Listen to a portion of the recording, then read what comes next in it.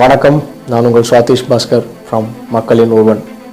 இன்றைக்கி என்ன பார்க்க போகிறோன்னா, சிம்பிளான சில விஷயந்தான்.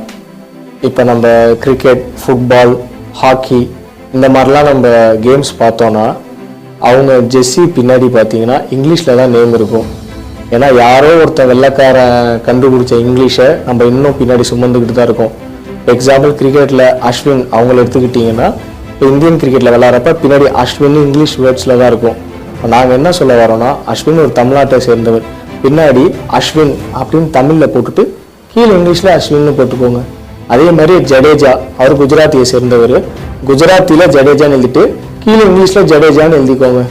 அதே மாதிரி சில ஷிகர் தவான், அவங்களாம் ஹிந்தி பேசுகிறவங்க, மேலே ஷிகர் தவான் அப்படின்னு ஹிந்தியில் எழுதிட்டு கீழே ஷிகர் தவான் இங்கிலீஷில் எழுதிக்கோங்க.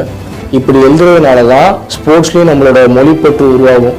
ஏன்னா இந்தியானா ஹிந்தி மட்டும் அப்படின்னு நம்ம பேசிட்டு